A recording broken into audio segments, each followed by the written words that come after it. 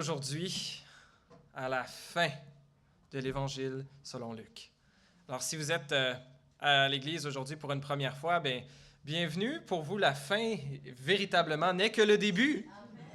Mais pour ceux qui sont ici depuis 1 an et demi, ça fait 1 an et demi qu'on est dans l'Évangile selon Luc, à découvrir Jésus, cet homme qui est né d'une vierge par l'accomplissement de prophéties, celui qui a été en fait le Fils de Dieu, Dieu incarné, Dieu venu dans la chair, qui l'a démontré en faisant des miracles impressionnants, en guérissant des malades, en chassant des démons, en multipliant la nourriture, en ressuscitant des morts,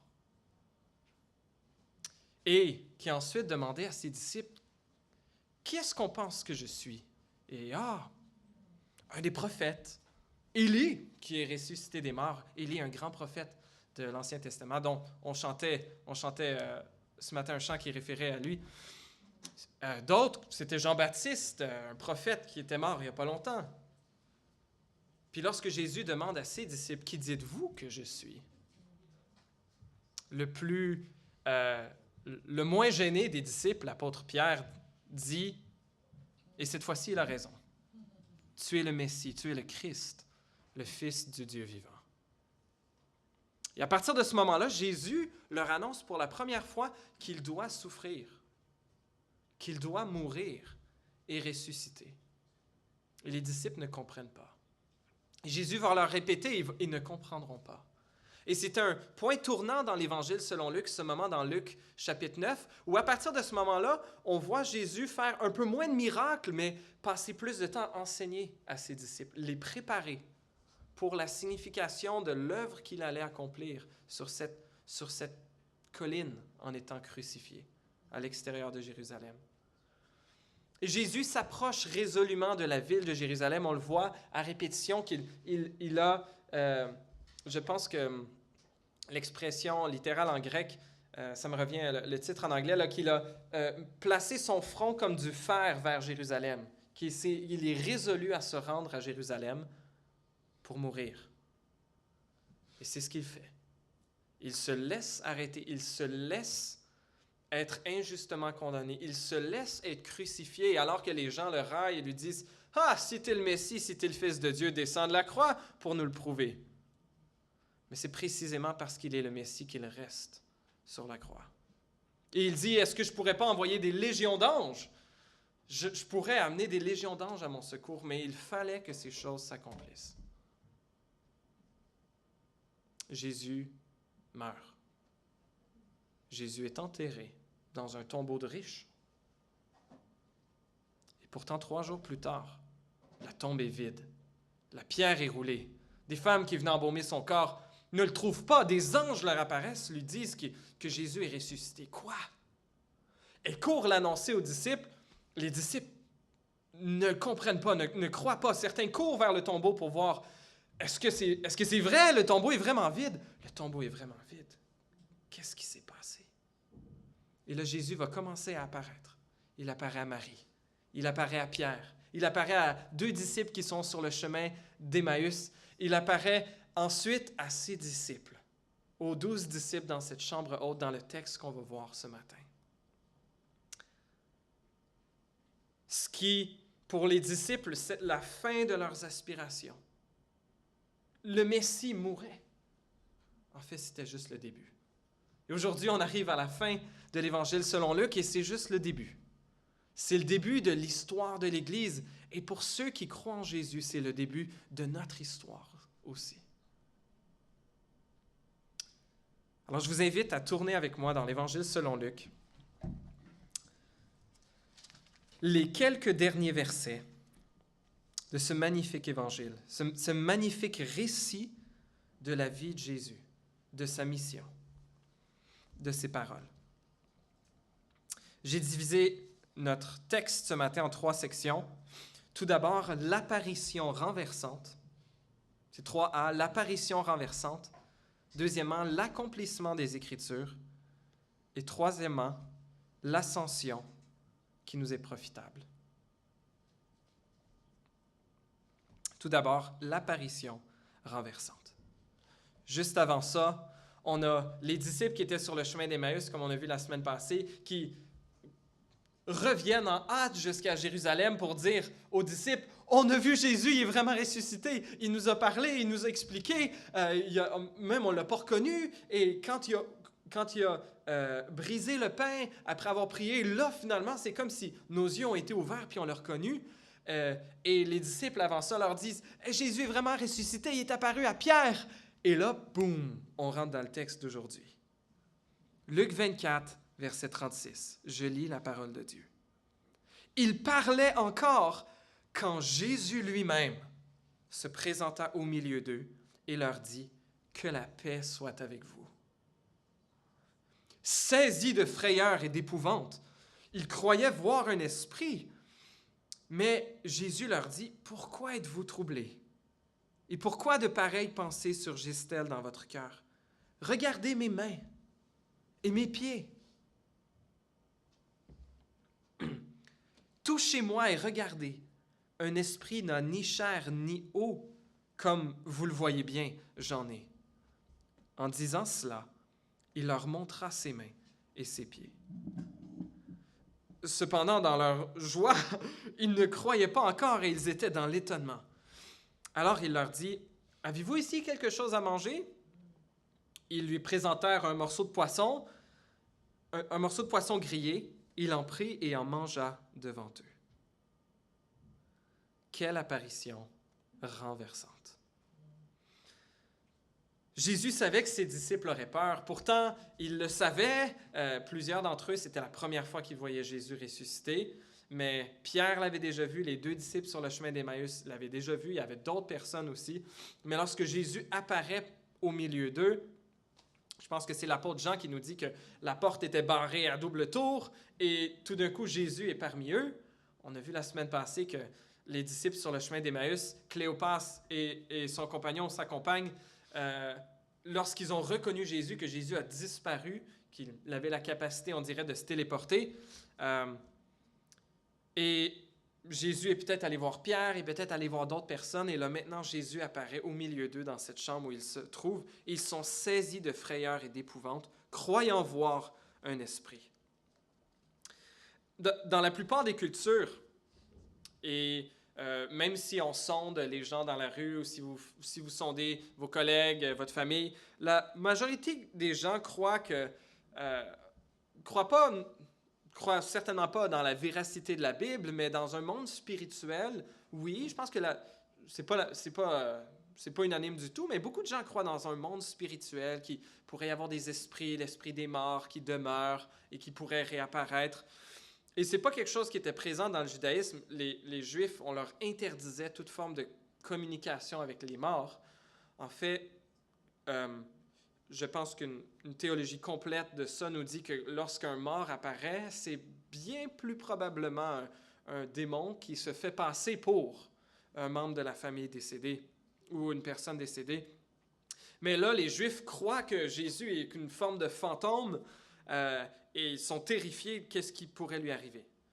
Peut-être vous vous souvenez, ce n'est pas la première fois que Jésus passe pour un fantôme. Lorsqu'il marchait sur l'eau, les disciples aussi avaient eu l'impression qu'ils voyaient un esprit ou un fantôme.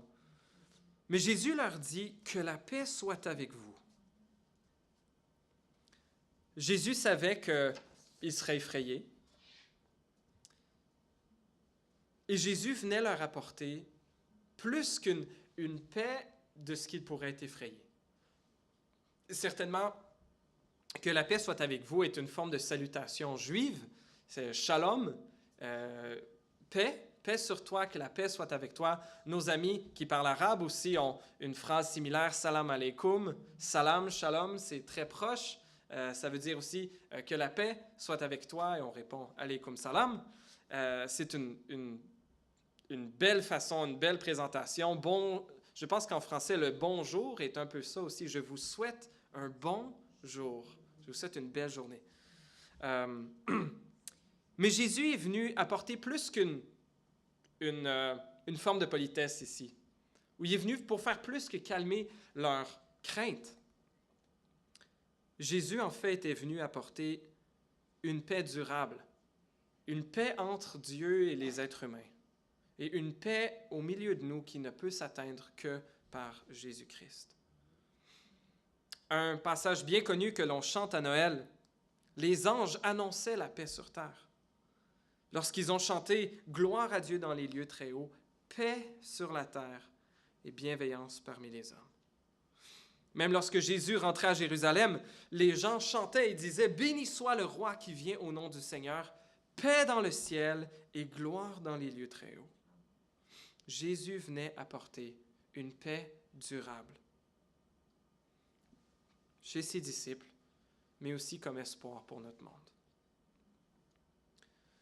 Et cette résurrection est difficile à croire.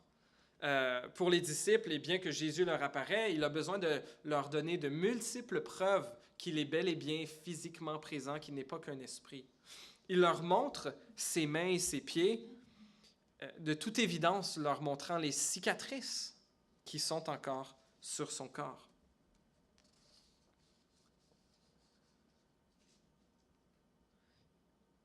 Et donc, malgré que Jésus soit apparemment capable de traverser les murs ou de se téléporter pour se présenter devant les disciples, il est physiquement présent. Les disciples peuvent le toucher, ils peuvent le sentir. Il leur demande même quelque chose à manger qui puisse leur montrer qu'il est bel et bien en train de manger ce qu'il leur a donné, comme preuve supplémentaire qu'il n'est pas un esprit. Les disciples sont dans la joie au verset 41 et ça dit « Ils ne croyaient pas encore et ils étaient dans l'étonnement. » En état de choc probablement, c'est-tu possible, c'est pas possible. Jésus est vraiment ressuscité, il est vraiment là. Même les disciples ont de la difficulté à croire. Au bout de quelques heures, une fois que le choc serait passé, pendant plusieurs jours que Jésus continue à leur apparaître, les disciples n'auraient plus aucun doute. Ils seraient bientôt prêts à mourir pour affirmer que leur maître, qu'ils avaient vu être brutalement exécutés et que certains d'entre eux avaient embaumé eux-mêmes, s'était relevé des morts comme le Seigneur de la vie. Et l'apôtre Jean, dans sa première épître, dit ceci dans les premiers versets de 1 Jean. Il parle de Jésus dans ces termes. Il dit « Ce qui était dès le commencement, ce que nous avons entendu, ce que nous avons vu de nos yeux, ce que nous avons contemplé et que nos mains ont touché concernant la parole de vie, nous vous l'annonçons. La vie, en effet, s'est manifestée. Nous l'avons vue, nous en sommes témoins et nous vous l'annonçons. Cette vie éternelle qui était auprès du Père et qui s'est manifestée à nous. Ce que nous avons vu et entendu, nous vous l'annonçons afin que vous aussi, vous soyez en communion avec nous. Or, c'est avec le Père et avec son Fils Jésus-Christ que nous sommes en communion. Et nous vous écrivons cela afin que votre joie soit complète. Même les disciples de Jésus sont incertains. Ils ont un peu ces doutes face à cette apparition qui semble trop belle pour être vraie. À Thomas, Jésus va lui dire « Heureux es-tu » je vais pas mal le citer. Jésus lui dit « Parce que tu m'as vu, tu as cru. Heureux ceux qui n'ont pas heureux ceux qui n'ont pas vu et qui ont cru. » Dieu est patient face à nos doutes.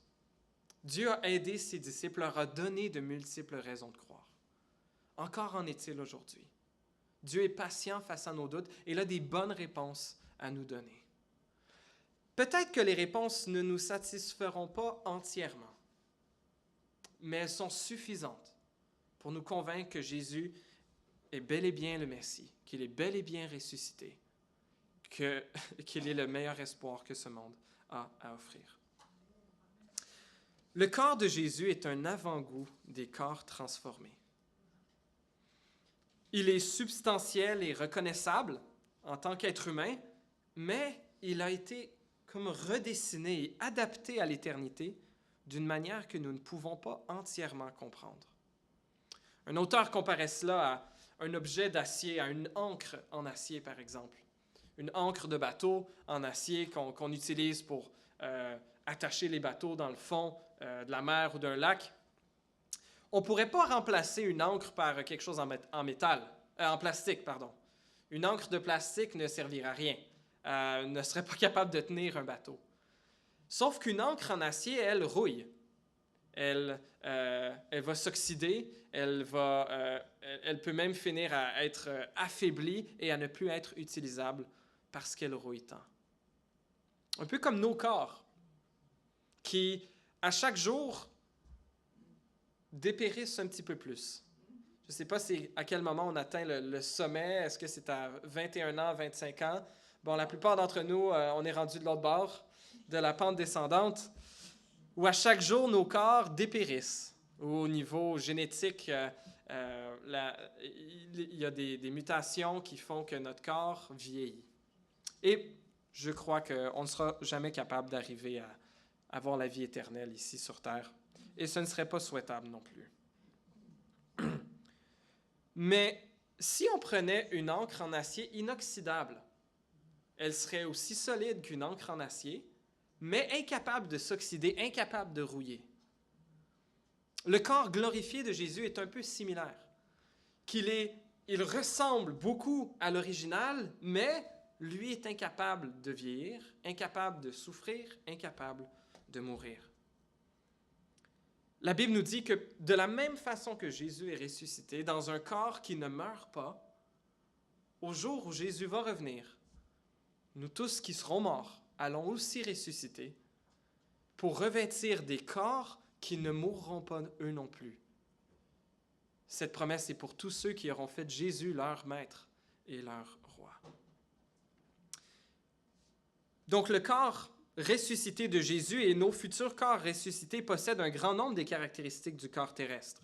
Il peut adorer, manger, être reconnaissable, être touché, etc. Cependant, contrairement au corps terrestre, il ne sera pas sujet à la mort et à la décomposition. Il sera fait pour l'éternité. Cependant, si on s'imagine nos corps ressuscités, et peut-être qu'on s'imagine avec un certain âge. Si vous êtes plus vieux, vous imaginez peut-être que votre corps ressuscité ressemblera plus à votre corps à un certain âge.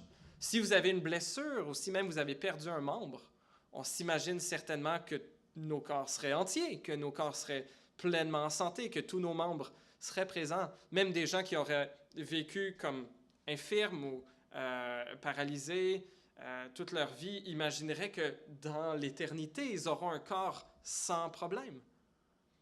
Pourtant, il y a quelque chose de fascinant du corps de Jésus, que son corps glorifié porte encore les marques de la crucifixion. Et David Mathis, dans un livre que j'ai lu dans le Carême, la période avant Pâques, il mentionnait que dans les nouveaux cieux et la nouvelle terre, il n'y aura qu'une seule personne qui aura une marque de blessure sur son corps. Et ce sera le Sauveur. Jésus portait et porte encore dans le ciel les marques de ce qu'a coûté notre rédemption. Sur ses mains, sur ses pieds et dans son côté, nous aurons comme rappel visuel et éternel de ce qu'a coûté notre salut. Et nous glorifierons Dieu pour toujours à cause de celui-ci. Suite à cette apparition surprenante, Jésus leur explique, deuxième section, versets 44 à 49, l'accomplissement des Écritures. Verset 44.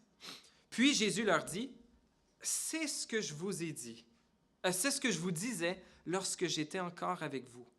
Il fallait que s'accomplisse tout ce qui est écrit à mon sujet dans la loi de Moïse, dans les prophètes et dans les psaumes. » Alors, il leur ouvrit l'intelligence afin qu'ils comprennent les Écritures. Et il leur dit, « Ainsi il était écrit. Et il fallait que cela arrive, que le Messie souffrirait et qu'il ressusciterait le troisième jour, et que la repentance et le pardon des péchés seraient prêchés en son nom à toutes les nations, à commencer par Jérusalem. Vous êtes témoins de ces choses. Et voici que j'enverrai sur vous ce que mon Père a promis. Quant à vous, restez dans la ville de Jérusalem jusqu'à ce que vous soyez revêtus de la puissance d'en haut. L'accomplissement des Écritures. Jésus dit au début du verset 44, « C'est ce que je vous disais quand j'étais encore avec vous. » On voit dans plusieurs des évangiles que Jésus annonce d'avance à ses disciples qu'il doit souffrir et mourir et ressusciter, mais les disciples ne comprenaient pas.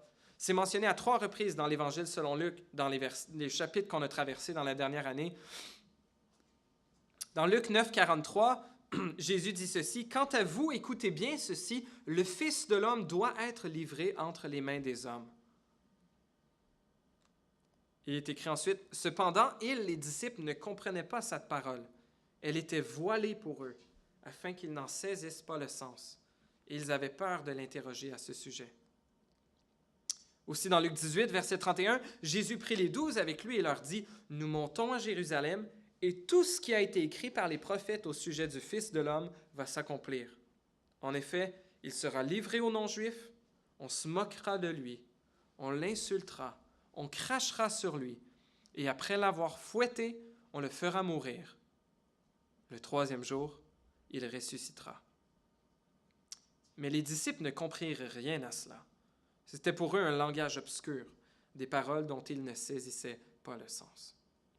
Jésus leur avait dit, leur avait annoncé, « C'est ce que je vous disais lorsque j'étais encore avec vous. Il fallait que s'accomplisse tout ce qui est écrit à mon sujet dans la loi de Moïse, dans les prophètes et dans les psaumes. » On a aussi, petite parenthèse, une allusion à la façon que les Juifs divisent l'Ancien Testament et le divisaient à l'époque de Jésus aussi.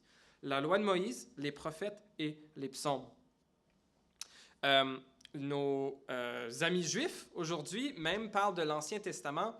Ils ne l'appellent pas l'Ancien Testament parce que l'Ancien Testament présuppose qu'il y a un nouveau et ils ne croient pas que Jésus est le Messie.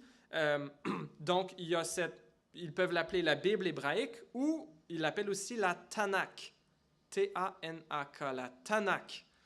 C'est un genre d'acronyme qui est fait avec les lettres T, N et K. T pour Torah, la loi, le N pour Nevi'im, c'est-à-dire les prophètes en hébreu, et le K pour Ketuvim, ce qui veut dire les écrits. Alors T-N-K, Torah, Nevi'im, Ketuvim. Alors il rajoute 2 A pour que ça soit plus facile à prononcer, Tanakh, et qui est la façon qu'ils appellent l'Ancien Testament. Et à l'époque de Jésus, c'était comme ça que l'Ancien Testament était divisé. La division ou l'ordre des livres qu'on a dans nos livres, dans nos Bibles, je pense que c'est l'ordre qui suit la traduction grecque de l'Ancien Testament, la Septante, tandis que la Bible en hébreu, le texte masorétique, a cet ordre-là, d'abord la loi, ensuite les prophètes et les écrits. Donc la loi, c'est les 5 premiers livres de Moïse. Les prophètes, en fait, c'est Josué, Juge, 1-2 Samuel, 1-2 Rois. Et ensuite, on a les prophètes, les grands prophètes Ésaïe, Jérémie, Ézéchiel, et les 12 petits prophètes, en excluant Daniel. Dans les écrits, il y a tous les autres livres. Les livres poétiques, et Lamentations, Esther, Daniel, Esdras, Néhémie, et 1-2 Chroniques, qui sont les derniers livres de la Tanakh, de la Bible hébraïque. En tout cas, Jésus l'appelle comme ça, il parle de la loi de Moïse, les prophètes, et il dit les psaumes. Ça, c'est une figure de style juive dans la façon de parler d'un élément en mentionnant le plus gros de ceux qui le composent. Si vous lisez les prophètes, souvent Dieu parle du peuple d'Israël en l'appelant Éphraïm. Il parle du peuple d'Israël, mais il dit Éphraïm. Éphraïm est à la plus grosse tribu. Et il parle de tout Israël en faisant allusion à la plus grosse de ses tribus. Et de la même façon, ici, Jésus fait allusion à les Ketuvim, les écrits, en mentionnant le plus gros livre de ceux-ci, qui est le livre des psaumes, avec ses 150 psaumes. En tout cas, je ferme cette parenthèse, mais merci de m'avoir accepté cette petite parenthèse d'histoire biblique, d'ordre des livres bibliques. Alors Jésus, verset 45, leur ouvre l'intelligence afin qu'ils comprennent les Écritures. Et il leur explique 3 choses il était écrit 3 choses: que le Messie souffrirait, qu'il ressusciterait le 3e jour, et que la repentance et le pardon des péchés seraient prêchés en son nom à toutes les nations, à commencer par Jérusalem. Les 2 premiers points ressemblent à ce qu'on a vu la semaine passée, quand Jésus, avec les disciples sur le chemin d'Emmaüs, leur a annoncé ce qu'il leur avait dit. Ne fallait-il pas que le Messie souffre ces choses, qu'il entre dans sa gloire, et en commençant par les écrits de Moïse, en continuant par ceux de tous les prophètes, il leur expliqua dans toutes les Écritures ce qui le concernait. On a vu plusieurs textes la semaine passée, je ne vais pas retourner en détail. Ésaïe 52, 53, le psaume 22. On pourrait aller dans Ésaïe 50, 5 et 6, Zacharie 13, verset 7. Plusieurs textes qui annonçaient que le serviteur de l'Éternel, le Messie, allait en fait souffrir. Pour ce qui est de sa résurrection, par contre, ça c'est moins facile à trouver dans l'Ancien Testament. Jésus pourtant l'annonce. Jésus mentionne qu'il était annoncé que le Messie ressusciterait. Et un des arguments que Jésus utilise pour ça, c'est l'histoire de Jonas. Peut-être que vous vous souvenez, dans Luc 11, versets 29 à 30, Jésus, en réponse à une question des pharisiens, leur dit « Cette génération est une génération mauvaise, elle réclame un signe miraculeux. Il ne lui sera pas donné d'autre signe que celui de Jonas. En effet, de même que Jonas a été un signe pour les Ninivites, de même le Fils de l'homme en sera un pour cette génération. » Et de quelle façon Jonas avait-il été un signe? Dans le passage parallèle, dans Matthieu 12, 40, Jésus dit ceci: « En effet, de même que Jonas fut 3 jours et 3 nuits dans le ventre d'un grand poisson, de même le Fils de l'homme sera 3 jours et 3 nuits dans la terre. » Un texte qui a également été cité par l'apôtre Pierre à la Pentecôte, comme annonçant la résurrection de Jésus, est le psaume 16, versets 8 à 11. Et vous pouvez aller lire dans Actes 2, versets 22 à 36, quelques jours après les événements qu'on regarde aujourd'hui. Pierre va citer le psaume 16 comme annonçant en fait la résurrection de Jésus. Le psaume 16 dit ceci, et que Pierre cite: « J'ai constamment l'Éternel devant moi. Quand il est à ma droite, je ne suis pas ébranlé. C'est pourquoi mon cœur est dans la joie et mon esprit dans l'allégresse. » Et c'est ici l'annonce prophétique. « Même mon corps reposera en sécurité, car tu n'abandonneras pas mon âme au séjour des morts. Tu ne permettras pas que ton bien-aimé connaisse la décomposition. » Jésus était le suprême serviteur de l'Éternel. Était le roi descendant de David, de qui David était un précurseur, une préfiguration. Et de la même façon que David avait un peu cette espérance lui-même de ressusciter un jour, Pierre nous dit, probablement que c'est Jésus qui l'a enseigné, qu'il y avait là une préfiguration de sa propre résurrection. Que Dieu n'abandonnerait pas l'âme de son Messie au séjour des morts, qu'il ne permettrait pas que son bien-aimé connaisse la décomposition. Les prophètes parlaient des souffrances du Messie, de sa résurrection, et aussi que la repentance et le pardon des péchés seraient prêchés en son nom à toutes les nations. On a chanté ce matin certains des textes, des prophéties dans Ésaïe qui annonçaient l'Esprit de l'Éternel est sur moi, il m'a envoyé. Un des textes à propos du serviteur de l'Éternel, Ésaïe 49, versets 5 et 6. Je vous cite encore 2 textes. Vous restez avec moi encore pour 2 autres textes ici. Ésaïe 49, c'est le serviteur de l'Éternel, ce personnage un peu énigmatique qui doit venir. Il dit « Maintenant l'Éternel parle, lui qui m'a formé dès le ventre de ma mère pour que je sois son serviteur, pour que je ramène Jacob, c'est-à-dire le peuple d'Israël, vers lui, pour qu'Israël soit rassemblé près de lui. J'ai de l'importance aux yeux de l'Éternel, et mon Dieu est ma force. » Et même, verset 6, Ésaïe 49, l'Éternel dit « C'est trop peu que tu sois mon serviteur pour relever les tribus de Jacob et pour ramener les restes d'Israël. Je t'établis pour être la lumière des nations, pour apporter mon salut jusqu'aux extrémités de la terre. » Romains 15, versets 9 à 12. Justement, l'apôtre Paul cite 4 passages de l'Ancien Testament comme prophétisant la venue de Jésus.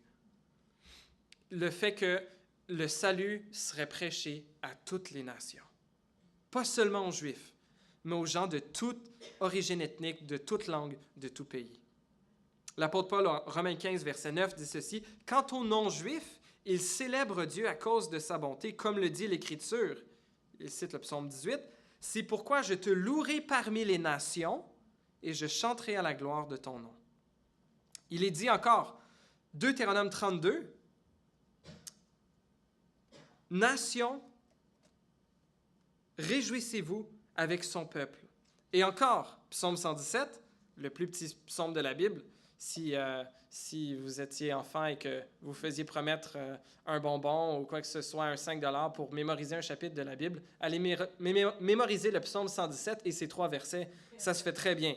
Le psaume 117 qui dit au début, « Louez le Seigneur, vous toutes les nations, célébrez-le, vous tous les peuples. » Et l'apôtre Paul termine en citant Ésaïe, verset 11, chapitre 10. Ésaïe dit aussi, « Il paraîtra le rejeton d'Isaïe, c'est-à-dire ce descendant de David, Isaïe, le père de David, il, le Messie, se lèvera pour régner sur les nations.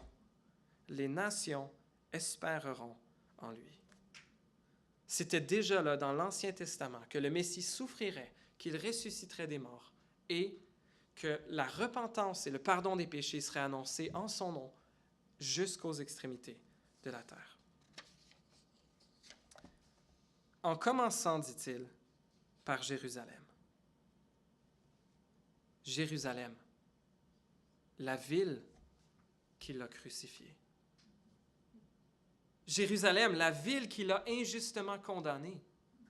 La ville dont les chefs religieux ont manipulé et poussé la foule et les autorités politiques pour le faire mourir de la torture la plus cruelle connue à cette époque. La ville où son gouverneur avait été lâche, préférant faire exécuter délibérément un innocent et relâcher un criminel afin de garder sa position et son autorité. C'est cette ville où la repentance et le pardon des péchés seraient prêchés en premier. Chers amis, je ne sais pas ce que tu as vécu. Je ne sais pas ce que tu as fait ou que tu as subi. Mais c'est à Jérusalem, la ville qui avait crucifié le Messie, que le salut a été annoncé d'abord. Et peut-être que tu te dis, je suis trop loin. Je suis trop indigne. Le Messie est venu d'abord pour la ville qui l'a crucifié. Peu importe ce que tu as fait, peu importe ce que tu as subi, Jésus est venu pour que tu puisses être racheté également. Pour que tu puisses être libéré de tes fautes, laver tes péchés et recevoir l'espérance de la vie éternelle. C'est cet espoir qu'il annonce à tous les êtres humains, peu importe notre passé, peu importe notre présent, peu importe notre avenir.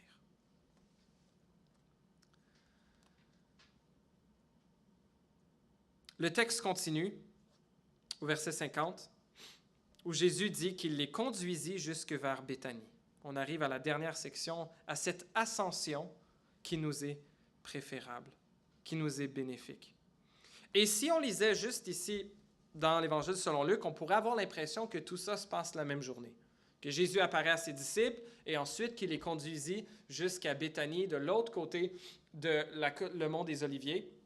Il y a Jérusalem, il y a une vallée, la vallée du Cédron, la colline, le mont des Oliviers. Et de l'autre côté, il y a la ville de Béthanie. Donc, c'est sur ce flanc-là de la montagne du mont des Oliviers où Jésus a été enlevé, où il y a eu son ascension. Mais on pourrait avoir l'impression, en lisant juste ça ici, que c'est arrivé dans les heures qui ont suivi. C'est la prochaine chose qui s'est passée. Mais en fait, Luc, dans le livre, la suite de son évangile, il mentionne en fait que Jésus a apparu à ses disciples pendant 40 jours. Alors, c'est 40 jours plus tard que cela s'est produit. Et Jésus a continué à faire plusieurs apparitions à ses disciples. On voit dans Jean 20 que Jésus est réapparu une semaine plus tard à ses disciples pour que Thomas puisse le voir. Parce que dans cette apparition ici, dans Luc 24, aussi dans Jean 20, Thomas, un des 12 disciples, n'était pas présent. Et lui, il ne croyait pas. Il disait, si je ne mets pas ma main dans ses trous, mes doigts dans ses trous, puis ma main dans son côté, je ne croirais pas qu'il est ressuscité. Mais Jésus a compassion de Thomas. Et Jésus va lui apparaître. Une semaine plus tard, 8 jours après. On voit dans Jean 21 aussi qu'il leur apparaît en face de la mer de Galilée, où il va poser la question à Simon-Pierre à 3 reprises, m'aimes-tu? Dans Matthieu chapitre 28 aussi, il est sur une montagne en Galilée où il leur donne ce grand mandat de faire de toutes les nations des disciples. Et ce n'est pas à ce moment-là qu'il est enlevé, c'est plus tard lorsqu'il est de retour à Jérusalem. Dans ce texte-ci, dans notre dernière section, l'ascension qui nous est profitable. Je lis les versets 50 à 53. Jésus, les conduisit jusque vers Béthanie. Puis, il leva les mains et les bénit. Pendant qu'il les bénissait, il les quitta et fut enlevé au ciel. Quant à eux, après l'avoir adoré, ils retournèrent à Jérusalem remplis d'une grande joie.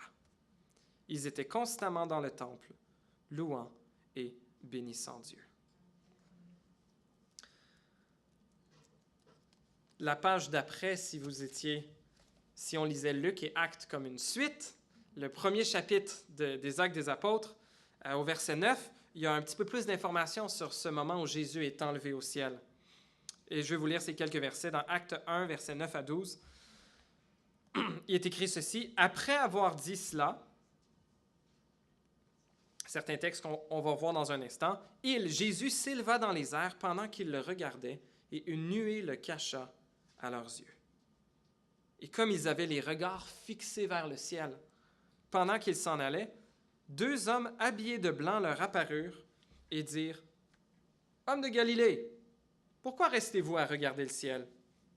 Ce Jésus qui a été enlevé au ciel du milieu de vous reviendra de la même manière que vous l'avez vu aller au ciel. » Quand ils furent arrivés, ils montèrent à l'étage dans la pièce où ils se tenaient d'ordinaire. Il y avait là Pierre, Jean, Jacques, André, Philippe, Thomas, Barthélemy, Matthieu, Jacques, fils d'Alphée, Simon le Zélote et Jude, fils de Jacques.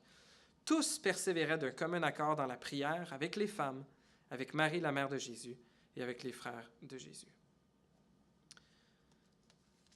Jésus termine son ministère sur terre en montant dans le ciel. Mais qu'est-ce qui est arrivé à son corps? Aujourd'hui, on a une cosmologie un peu plus avancée que celle des disciples à l'époque. Combien de kilomètres est-ce que Jésus a monté dans le ciel? Est-ce qu'il s'est assis dans le ciel sur un trône qui est en orbite autour de la terre? Non, on n'est pas là-dedans. Jésus a probablement été transporté dans la dimension alternative qui est la réalité céleste, dans la présence de Dieu, là où il est depuis.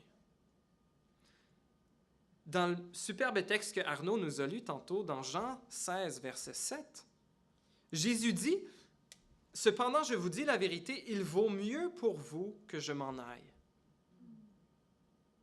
Ou dans la version que Arnaud lisait, « Il vous est avantageux que je m'en aille. » Pourquoi l'ascension de Jésus est-elle avantageuse pour nous?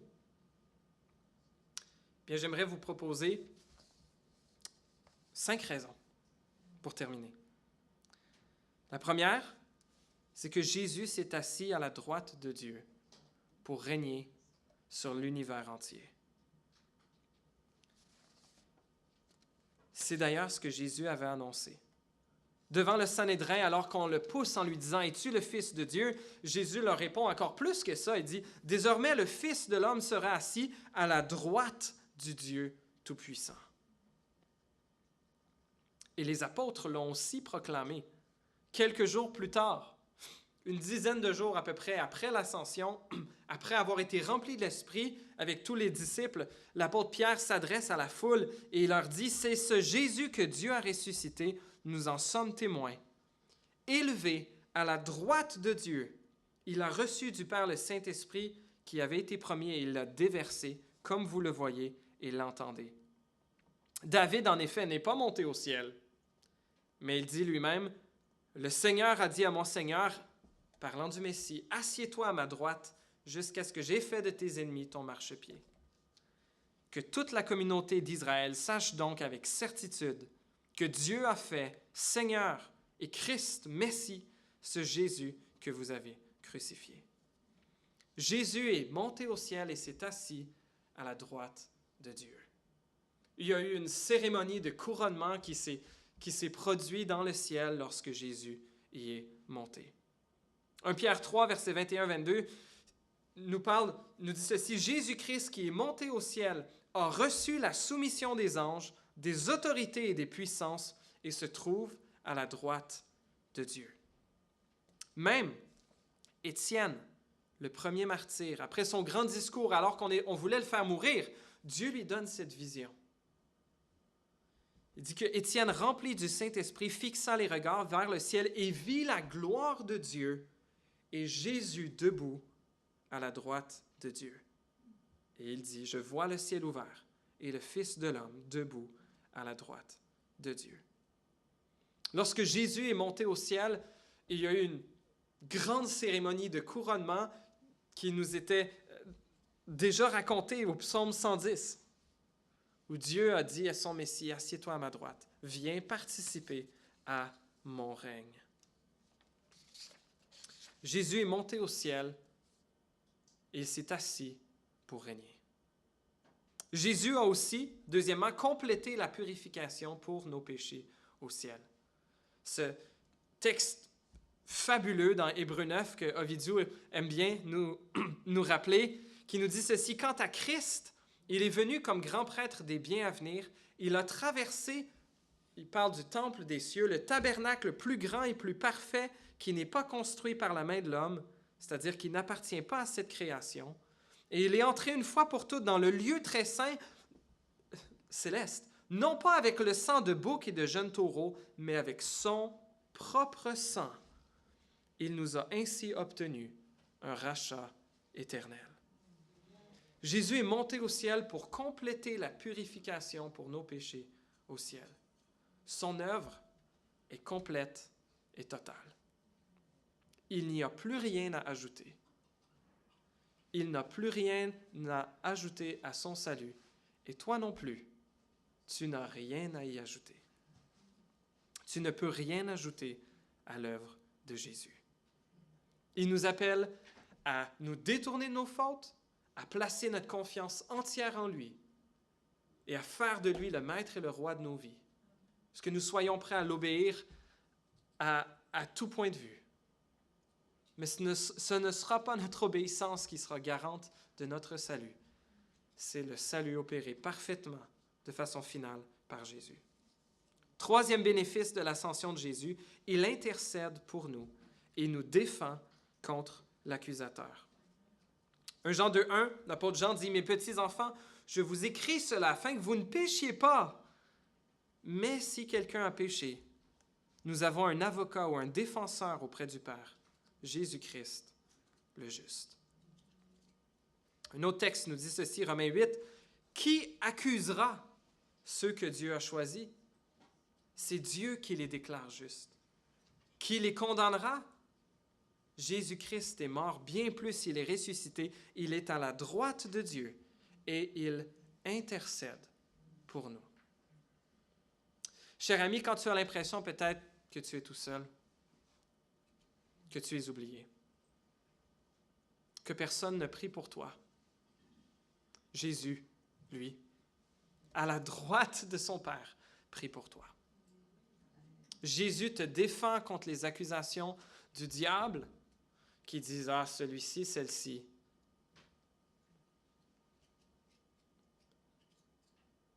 Il est déchu de la grâce. Elle est déchue de la grâce. Il n'a plus rien à faire. Ses péchés sont trop grands. Certainement que cette personne a été rejetée. Chers amis, nous n'avons qu'à revenir à Jésus. Nous n'avons qu'à revenir à Dieu. Il agit comme notre avocat, comme notre défenseur. Il dit que personne ne pourra nous accuser, car il est à la droite de Dieu pour intercéder pour nous. Quatrièmement, Jésus est allé nous préparer une place. Dans Jean 14, il dit qu'il y a beaucoup de demeures dans la maison de mon Père. Et puisque je vais vous préparer une place, je reviendrai et je vous prendrai avec moi. Au verset 2, je l'ai sauté cette section-là. Je vais vous préparer une place. Jésus est allé nous préparer une place au ciel.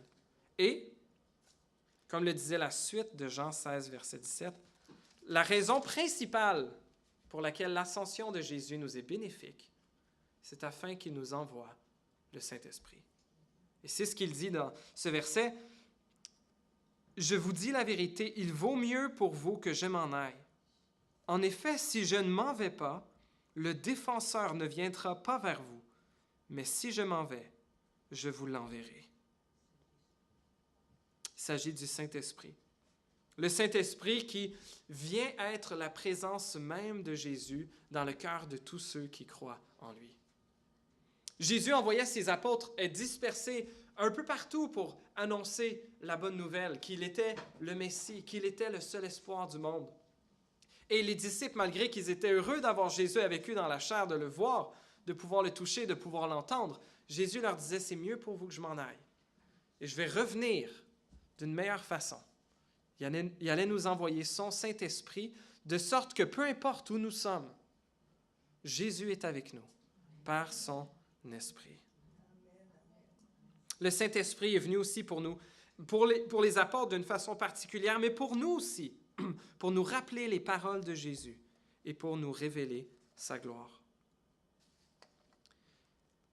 Et ce qui semble le plus important, en tout cas pour Luc dans ce texte, dans Luc 24 et dans Acte 1, c'est pour que nous puissions revêtir la puissance de Dieu afin d'être ses témoins. Je reviens dans Luc 24, verset 49. Jésus dit, « Voici que j'enverrai sur vous ce que mon Père a promis. Quant à vous, restez dans la ville de Jérusalem jusqu'à ce que vous soyez revêtus de la puissance d'en haut. »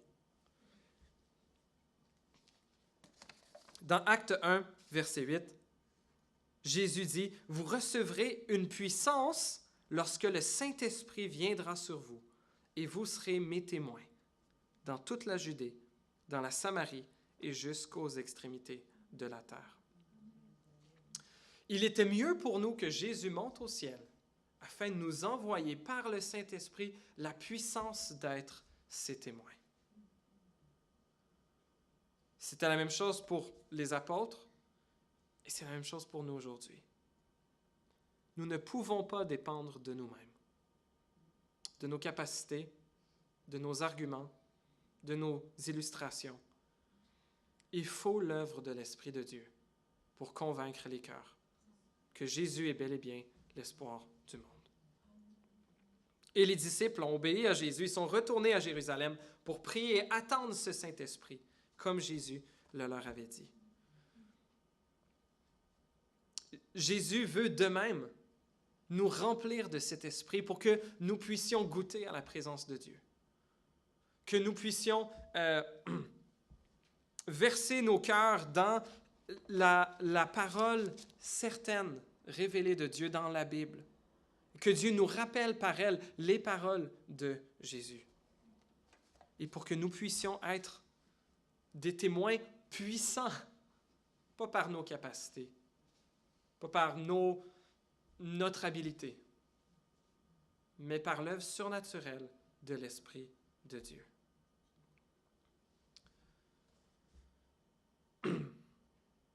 On arrive à la fin de l'Évangile de Luc, mais c'est en fait le début de l'histoire de l'Église.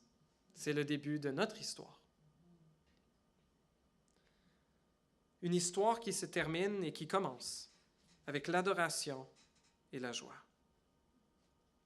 Verset 52, il dit que les disciples, après avoir adoré Jésus, et c'est la première fois dans tout l'Évangile de Luc que c'est mentionné ce terme, que les disciples ont adoré Jésus. Ils l'ont adoré comme Dieu. Ils retournèrent à Jérusalem remplis d'une grande joie.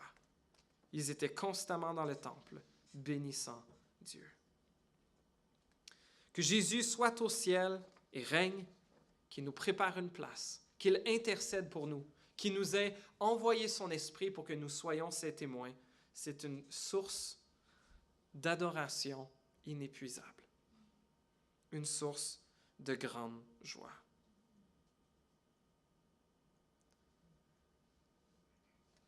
J'aimerais terminer avec Apocalypse 22, versets 20 et 21.